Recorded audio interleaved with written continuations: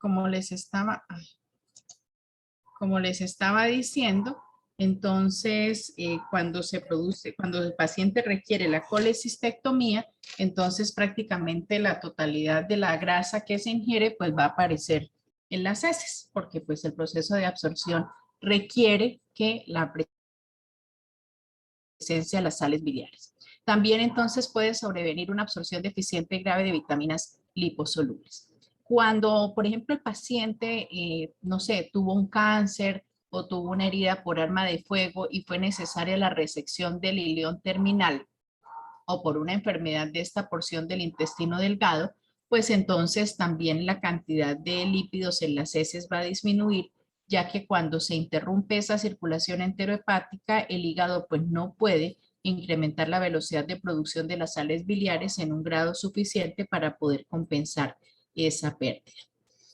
¿Cómo se da entonces el transporte de líquidos y electrolitos? Entonces, una vez que el quimo, y el quimo se llama ese alimento que ya fue beneficiado con ese jugo gástrico, ahora con las sales biliares y con las sales y con las, sí, se puede decir sales o con el jugo pancreático. Entonces, ese quimo cuando ya está en contacto, ya ha pasado del duodeno y empieza a hacer su recorrido por el yeyuno, al estar en contacto con esas vellosidades intestinales, específicamente con las células en borde en cepillo, y recuerden siempre eso, las células en borde en cepillo, entonces el líquido que hace parte de este quimo, pues va a ser requerido de nuevo por el transporte a través del epitelio para evitar la deshidratación. Entonces, según las cuentas que habíamos hecho, la producción en 24 horas de todos estos jugos que son necesarios para el proceso de la digestión, de la absorción, pues sumaban más o menos 5 litros. ¿Y de dónde salen esos 5 litros? Pues parte del torrente sanguíneo y parte del agua que está en el cuerpo. Entonces tienen que ser reemplazados, de tal manera que a medida que se va desplazando este quimo por el intestino, entonces van a ir, gracias a gradientes electroquímicos, van a irse absorbiendo el agua hacia los vasos sanguíneos y de la misma manera, pues entonces se generará un transporte activo de iones hacia la luz intestinal y viceversa. Por ejemplo, luego de esa comida que hemos tenido con ese rico churrasco, la recaptación de líquido es impulsada por el transporte acoplado a nutrientes como son la glucosa y los iones de sodio. A nivel intestinal, entonces se van a producir más o menos, o vamos a encontrar unos 2000 cc de ese líquido ingerido, es decir, lo que nosotros hemos tomado, el jugo, la sopa, el café, etcétera. Y más o menos 7000 cc de secreciones de la mucosa del tubo digestivo para finalmente terminar eliminándose solamente 200 cc a través de las heces. Lo que quiere decir que en ese tránsito que se está haciendo por todo el intestino, pues el proceso de absorción es bastante alto y bastante eficiente. Se necesita ese líquido y esos iones pues para cumplir una función fisiológica desde el proceso de desdoblamiento de todos los nutrientes, pero también ese líquido no se puede perder, tiene que ser devuelto. Entonces, más o menos, fíjense ustedes, 200 es lo único que se va a eliminar por las heces. ¿Qué pasa, por ejemplo, en un paciente que tiene un tránsito intestinal disminuido? O en un paciente diabético que tiene una lesión por definición, y ustedes ya eso lo saben y lo entienden, del sistema nervioso por disminución del flujo sanguíneo por alteración de los vasos sanguíneos. Entonces, ¿qué pasa en esos pacientes? ¿Cómo puede ser el tránsito intestinal? Pregunta. ¿Rápido, lento, normal? Profe, yo diría que lento porque si está bloqueado. Sí, bueno, digamos que sí, hay un retraso, sí, más que hablar de bloqueado, porque cuando uno le dice bloqueado es que no existe, no hay manera de, pero sí existe la manera. Entonces lo que hay es un enlentecimiento, una ralentización del movimiento intestinal y eso, ¿qué crees que es lo que trae como consecuencia? Si el movimiento Eh, intestinal es más lento, ¿qué va a pasar con el proceso de absorción? Pues, profe, no sabría cuál de los polos opuestos sería, si se da como más oportunidad para que se absorban mejor los alimentos o si más bien Ahí, no que se absorba mejor los alimentos, ahí ese que se absorba mejor está errado. Si el paciente tiene un tránsito intestinal disminuido, no es que se vayan a absorber mejor. El absorber mejor es en los parámetros de la homeostasis, de lo que es normal para cada individuo. Pero yo estoy ya citando un ejemplo patológico. El paciente tiene un tránsito intestinal disminuido, lo que quiere decir que sus movimientos intestinales son más lentos de lo normal. Y al ser más lentos de lo normal, lo que trae como consecuencia es que ese alimento esté más tiempo en contacto con las vellosidades intestinales, con la consecuente absorción de mayor cantidad de agua, más allá de esto que necesitamos que se absorba. Y entonces, ¿cuántos se pueden eliminar a través de las heces? Dame un número. Diría yo que serían más de 200, ¿no? No, al contrario, si está más tiempo en contacto con las vellosidades, se está absorbiendo más agua. Entonces, ¿qué va a pasar con las heces? Van a estar más aguadas, Más secas. más La secas. absorción se está dando es hacia el torrente sanguíneo. Ah, es que yo lo estaba viendo opuesto, No, profe. no. La absorción se está dando es hacia el torrente sanguíneo. El hecho de que esté en contacto con las vellosidades intestinales quiere decir que se está absorbiendo y se está absorbiendo más. Y entonces, ¿de qué características van a ser las heces? Muy sólidas. Muy sólidas, exactamente. Entonces es ahí cuando hablamos de que el paciente puede tener estreñimiento. Entonces, el estreñimiento es una entidad clínica que puede ser también multifactorial. Generalmente está relacionado con la pésima alimentación que tenemos hoy día, que está fundamentada en una cantidad de carbohidratos. Entonces, no consumimos fibra. ¿Y de dónde sacamos la fibra? De las frutas y de las verduras. Y el objetivo de la fibra es hacer el bolo intestinal más grande, más hidratado, de tal manera que su tránsito por el intestino sea menos traumático. Entonces, cuando se absorbe, cuando el tránsito intestinal es tan lento como en el caso del estreñimiento o en el caso de pacientes que tengan diabetes o alguna enfermedad que termine alterando el sistema nervioso del intestino, pues esas heces o ese quimo va a estar mucho más tiempo en contacto con esas vellosidades intestinales, lo que va a hacer que se absorba y se absorba y se absorba más agua, lo que va a hacer que las heces sean mucho más duras. De tal manera que a estos pacientes pues les cuesta mucho más trabajo evacuar. Entonces prácticamente se convierte en un espacio de tiempo que requieren para concentrarse, para hacer pues todo lo que sea necesario para poder conseguir una defecación. Y generalmente esa defecación es traumática porque así como lo está diciendo el compañero, se vuelven tan sólidas, termina rasgando la mucosa del esfínter anal y al rasgar, pues obviamente se va a producir un sangrado. ¿Qué son las hemorroides? Van a ser una situación clínica en la cual se aumentan las presiones a nivel de los vasos sanguíneos del esfínter y esa presión hace que protruyan lo mismo que unas varices en las piernas y son tremendamente dolorosas y van a estar sangrando si el paciente tiene un tránsito intestinal lento, el bolo intestinal se hace muy duro y al pasar por esta estructura pues está rompiendo el vaso sanguíneo o está rasgando la luz del esfínter y eso claramente, además de producir un sangrado importante, produce mucho dolor. Entonces es importante cuidar el intestino y la mejor manera que tenemos para hacerlo es, en general, de todo el aparato digestivo es mantener una dieta sana y equilibrada, ¿sí? Y esa dieta sana y equilibrada es, ustedes son jóvenes, gastan mucha energía, tienen un adecuado metabolismo, pero recuerden que a medida que vamos aumentando en edad, los cambios metabólicos se van a ir generando y la obesidad va a estar más presente. Entonces, tener una dieta equilibrada donde incluyan ustedes porciones de frutas y verduras. Frutas, busque las frutas que mayor contenido de fibra tengan, menos dulces, pero sí más contenido de fibra. 2, el consumo de agua.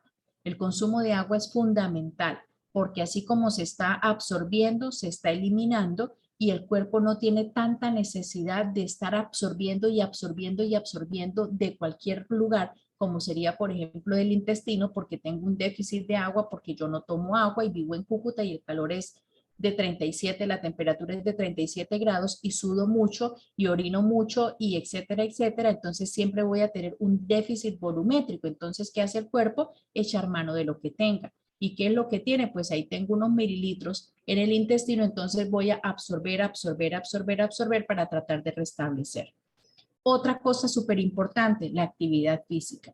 El sedentarismo, esto es un círculo vicioso, el hecho de tener una dieta malsana, el hecho de ser sedentarios, pues todo eso va a favorecer un tránsito intestinal disminuido y con eso muchas enfermedades. De hecho, ustedes encontrarán artículos o libros de pronto no tan científicos, pero sí que hablan que cuando pacientes que tienen estos trastornos desde el tránsito intestinal son pacientes que pueden tener mayor prevalencia o, no sé, o mayor incidencia de cáncer, mejor, pueden desarrollar la enfermedad o enfermedades del tracto digestivo. Entonces tengan esos conceptos ahí pendientes. Profe, Dígame. en el caso entonces de una persona que tenga hemorroides, de pronto como una alternativa es, por ejemplo, los laxantes. No, eso es, los laxantes son muy malos. Los laxantes tienen una función, digamos, de urgencia, ¿sí? O en algunas entidades clínicas, como por ejemplo en la encefalopatía. Son útiles porque pueden ayudar a solucionar un problema. Pero el laxante, digamos, su uso frecuente va a hacer que el intestino se olvide, por decirlo de alguna manera, de cumplir su función de manera adecuada. Entonces el paciente va a estar evacuando, evacuando, evacuando y ahí nos podemos ir al otro lado. Va a tener un síndrome de mala absorción. Entonces eso le sirve para una situación de emergencia, pero lo correcto es que cambiemos los hábitos de alimentación. Ok, Bueno, profe. en el Profe, intestino, señora, ahí sí pasaría lo que yo decía. O sea, cuando no se está absorbiendo es que pasa como derecho el agua, o sea, claro, pasa eso es tal lo que como si pasa, contenía. claro, eso es lo que pasa con la diarrea, lo que les decía al Mm, comienzo. Entonces se producen enterotoxinas y esas enterotoxinas, para que me entiendan, van a bloquear el sistema nervioso del intestino y entonces no se va a dar el tránsito intestinal de la manera correcta, sino pasa derechito como si fuese un tobogán.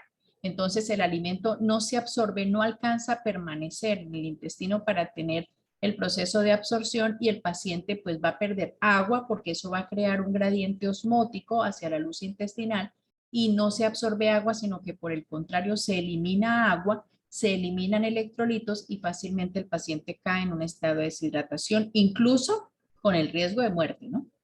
Así que préstele atención a las diarreas, sobre todo en ancianos y en niños pequeños. Eso no es así como que tiene una diarreíta, vaya y coma que arroz tostado con agua y no, no, eso es tan delicado como todo. Lo que pasa es que nos hemos acostumbrado a normalizar muchas cosas. Ah, tiene diarrea, tome sales de rehidratación oral, tómese un Lomotil, tómese tal cosa, que le hagan el caldito de arroz tostado con zanahoria y no me acuerdo qué otra cosa es. Claro, todo eso. Profe, y eso de tomar Coca-Cola para taparse si uno tiene diarrea.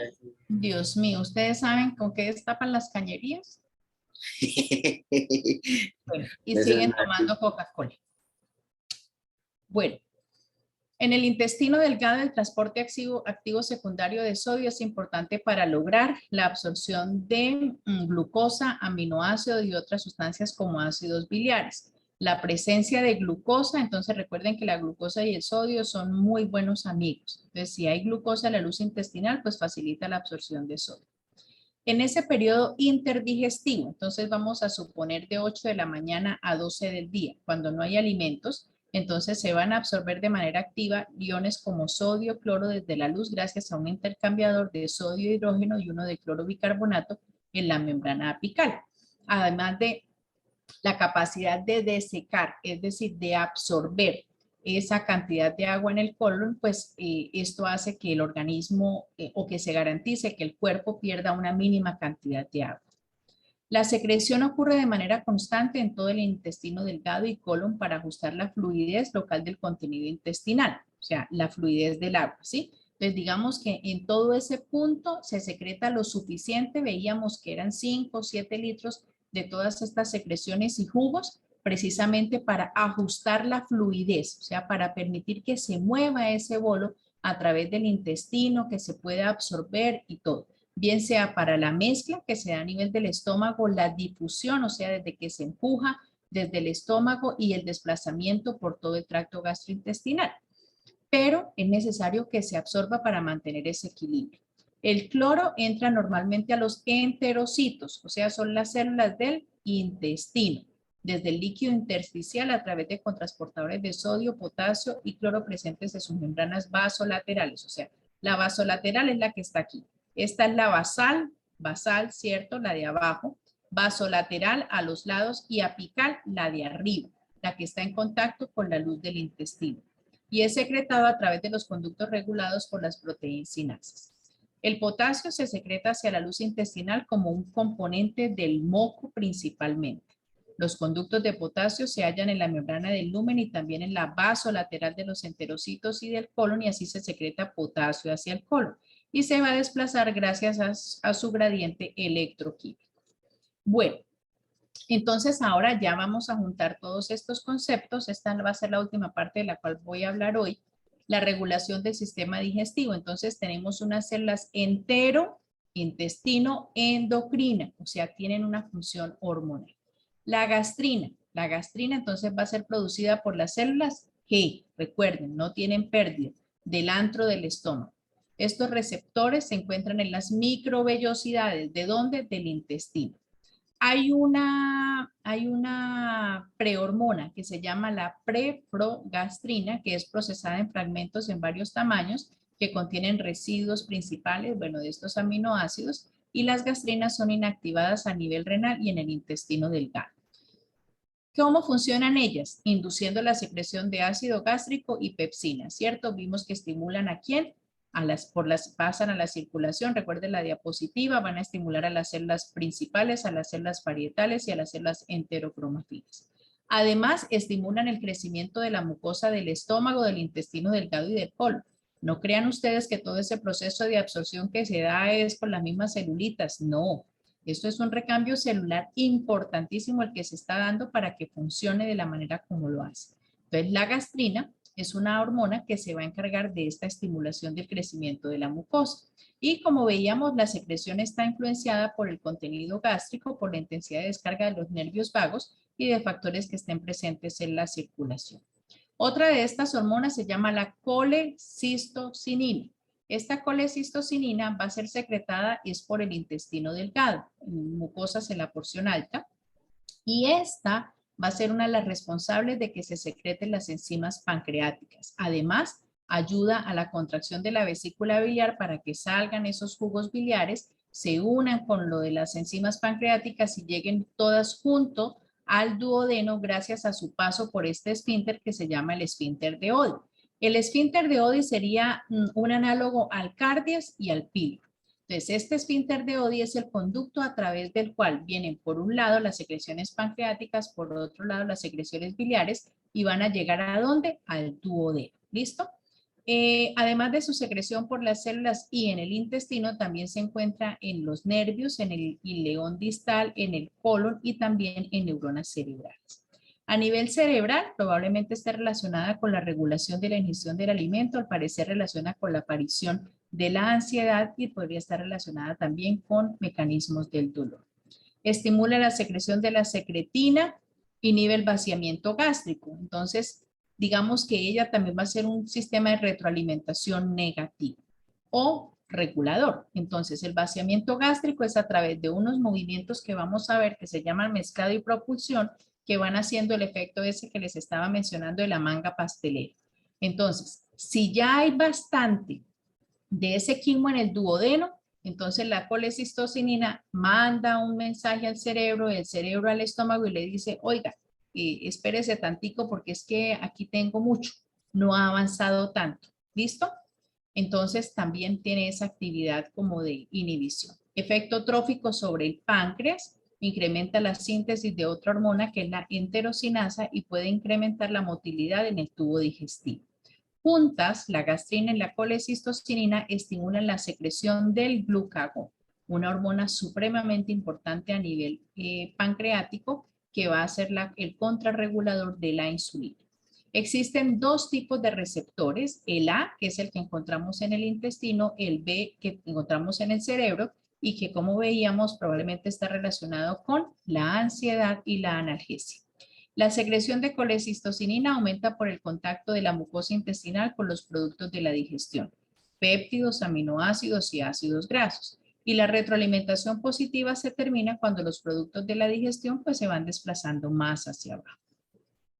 Otra de las hormonas que va a ser fácil de identificar quién la produce, la secretina, que va a ser secretada por las células S. Estas células S las vamos a tener en las glándulas de la mucosa superior del intestino delgado. Estas glándulas, esta secretina lo que hace es aumentar la secreción de bicarbonato por los conductos pancreáticos. Recuerden que el páncreas, que la secreción pancreática tiene un pH de ¿cuánto?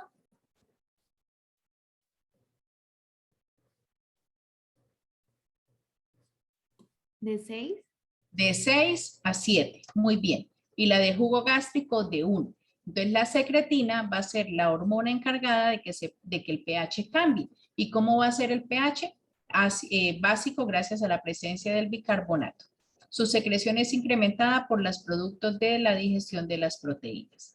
La liberación de la secretina entonces se va a dar por un sistema de retroalimentación y es que la secretina hace que el jugo pancreático alcalino fluya hacia el duodeno con neutralización del ácido del estómago. Entonces venía el ácido del estómago que tenía un pH de 1 y viene la secretina, dijo, uy, esto está muy ácido, entonces hace que se secrete un jugo pancreático con una alta concentración de bicarbonato, haciendo que se neutralice ese ácido, llevándolo en un pH de 6 a 7, y por lo tanto, cuando se alcanza este pH de 6 a 7, inhibe la secreción adicional de ella misma, de la hormona. Otra hormona, otra hormona sí es el péptido inhibidor gástrico. Entonces, este péptido inhibidor gástrico induce la secreción de pequeñas cantidades de insulina. La gastrina, la colecistocinina, la secretina y el glucagón también tienen este efecto al inducir la secreción de insulina. Esta hormona, el péptido inhibidor gástrico, fue la única que demostró lograr inducir la secreción de cantidades de insulina de la misma manera como lo hace la glucosa. Otro péptido es el intestinal vasoactivo. Lo que va a hacer el péptido intestinal vasoactivo es estimular la secreción de electrolitos y por lo tanto de agua. Produce relajación del músculo liso intestinal, incluyendo los esfínteres, así que va a ser muy importante. ¿Sí? Es que no sé si fue solo a mí, pero es que se cortó. No sé, bueno, vamos en el péptido intestinal vasoactivo. Estaba diciendo que de manera importante estimula la secreción de electrolitos y de agua y también produce la relajación del músculo liso intestinal, sobre todo los esfínteres. Entonces, gracias a él, pues vamos a tener entonces la relajación del esfínter pilórico para que pase el contenido del estómago hacia el intestino y también la relajación de los esfínteres anales, aunque eso depende más del reflejo. La dilatación de los vasos sanguíneos periféricos y la inhibición de la secreción del ácido gástrico. Otra sustancia, la somatostatina, inhibe la hormona de crecimiento que originalmente se aisló en el hipotálamo y es secretada por una sustancia paracrina, por unas células que se denominan las células D, similares a la mucosa del tubo digestivo. Inhibe la secreción de la gastrina, del péptido intestinal vasoactivo, del péptido inhibidor gástrico, secretina y motilina. Entonces, la somatostatina es una hormona inhibidora. Una vez que se ha iniciado toda esta secuencia de secreciones hormonales, para poder frenarla se necesita la secreción de la somatostatina. Su secreción es estimulada por el ácido presente en el lumen.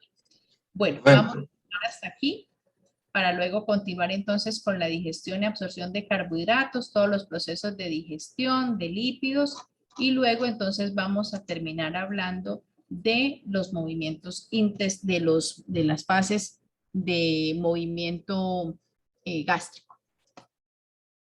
¿Dudas, preguntas, inquietudes o todo claro hasta por aquí?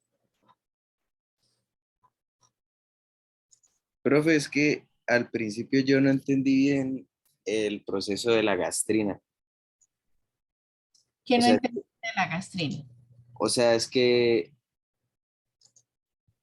o sea, entendí que la gastrina es la encargada, por así decirlo, de que cuando se libera, esta pasa a circulación, ¿cierto? Sí, aquí está la diapositiva. Y esa, por así decirlo, es secretada por las Digamos células. que es una que es una de las que empieza toda esta secuencia, ¿sí? Entonces, cuando hablamos de ¿están viendo la diapositiva? No, profe. No, profe.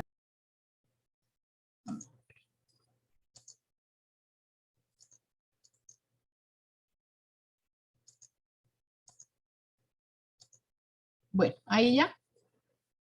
Ya, ahora sí. Bueno, primero, o sea, hay tres fases: fase cefálica, fase gástrica y fase intestinal. Se necesitan de esas fases para que se induzca toda esta secuencia de eventos que se van a dar, ¿sí? Entonces, una vez se ha dado esa fase cefálica y tienes el alimento y te lo vas y ya te lo llevaste a la boca y empezaste a masticar, todo eso ha inducido de que estos dos grupos, que son tres realmente, de células muy importantes dentro del estómago, empiecen o induzcan la secreción de sus productos. En este caso, pues las células parietales van a producir el ácido clorhídrico, que es el que más me va a interesar acá, y las células principales pepsinógeno y lipasa gástrica. Pero ¿qué pasa? Para que se pueda dar la secreción de ellas se necesita primero un estímulo. Es como en el sistema nervioso necesitas un estímulo para la transmisión y el estímulo va a ser el pinchazo con el alfiler. El alfiler es la gastrina, ¿sí? Entonces, esta gastrina va a ser liberada por estas células que van a estar aquí en el estómago, en el antro, perdón, en el antro. Este es el fundus, este es el cuerpo, en el antro del estómago. Cuando cae el alimento aquí, recuerden que esto está como un acordeón. Entonces cae el alimento y se empiezan a distender estas arruguitas. Entonces estas células G que vamos a encontrar acá, en respuesta a este péptido liberador de gastrina o bombecina, en respuesta a la presencia de oligopéptidos en la luz gástrica. ¿Cuáles son esos oligopéptidos? Los de los alimentos. Entonces tengo este bocado de alimento que ha caído acá en el estómago, que va a estirar estas arruguitas que vemos en el estómago, que es este estímulo que estamos viendo acá. Y ese estímulo hace que se libere el péptido liberador de gastrina, que por vía sanguínea estimula a las células G que están aquí en el antro a que produzcan la gastrina. Y al producirse la gastrina, entonces ella por vía sanguínea va a estimular a las parietales que están por aquí, a las principales que están por aquí y a las enterocromafines, y se empieza la producción de todos los ácidos y de todas las sustancias que son necesarias para iniciar la fase de absorción, ¿sí? O de desdoblamiento de los alimentos para luego iniciar la fase de la absorción. Entonces, así es como empieza todo este proceso. ¿Qué necesitamos? Pues claramente una fase cefálica y vamos a necesitar una fase intestinal. Entonces, a medida que se secreta estos, ¿cuáles son los agonistas de la célula parietal? Mencionamos a la gastrina como la más importante, pero también tenemos otros estimulantes de la célula parietal como es la acetilcolina y la histamina, pues todos ellos van a tener esas vías de activación sinérgicas, efecto aditivo, para continuar induciendo a todas estas enzimas, ¿sí? Entonces, cuando pasa ese alimento de aquí del estómago, acá, ya se produjo todo este desdoblamiento inicial con el ácido, va a pasar ese alimento aquí al duodeno. Aquí en el duodeno está llegando con un pH muy ácido, tenemos un pH de 1 y es ese pH el que va a inducir a través de la colecistocinina la cascada de eventos que van a inducir la secreción de los jugos biliares por la vesícula biliar y de las hormonas y sustancias pancreáticas para continuar el proceso de desdoblamiento con todas estas enzimas que estamos viendo acá por secreción pancreática, cuyo objetivo es desdoblar en cada uno de los componentes de la dieta y facilitar el proceso de la absorción. ¿Ya te quedó más o menos claro? Ok, gracias, profe. Sí, sí, señor. Sí. Igual, mira, la gastrina, por ejemplo, y la colecistocinina, pues van a tener otros estímulos. Yo aquí lo que les recomiendo es saquen en un lado las enzimas y saquen en otro lado las hormonas. Y en otro cuadrito, como en un marco conceptual, ¿sí? Más o menos, entonces empiezan a relacionar, todo tiene que llegar a la gastrina. Todos los eventos prácticamente van a llegar a la gastrina y luego van a llevar a la colecistocinina y la secretina y la somatostatina, esta, que van a inhibir entonces la secreción de la gastrina. Ella es prácticamente la que va a frenar todo este proceso, porque inhibe la secreción de gastrina del péptido intestinal vasoactivo, el péptido inhibidor gástrico, la secretina y la motilina. Entonces, cuando ya, ¿cómo se activa ella? La secreción es estimulada por el ácido presente. Si el ácido ha disminuido, o sea, si ya no es tan ácido, si no es tan básico, pues entonces ella ella empieza a secretarse porque ya disminuyó el ácido, ¿sí? O está muy ácido, perdón, ella empieza a secretarse y al secretarse, pues da un proceso de retroalimentación, en este caso negativa, porque es para que ya las inhiba. Ya no se necesita más, ya tenemos lo suficiente y volvemos a empezar los procesos.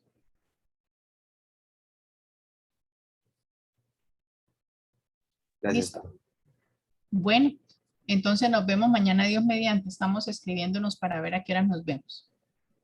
Gracias por la atención y descansen. Por favor, lean, ¿sí? Lean este capítulo para que lo puedan entender. Yo he tratado de hacer... ¿Podríamos cuadrar la hora una vez, por favor? Estoy dependiendo de unos compañeros de ustedes que creo que están cruzados. Entonces, ellos se comunican con el monitor y me avisan. Vale, listo, profe. Puede ser en cualquier hora de la tarde, ¿sí? Y nosotros le avisamos a usted. Puede ser en cualquier hora de la tarde, ¿sí? Y nosotros le avisamos a usted, ¿sí? Listo. Sí, sí. Bueno, quedo atenta. Feliz noche para todos. Chao, Chao, profe. Profe. Buenas noches. Igualmente.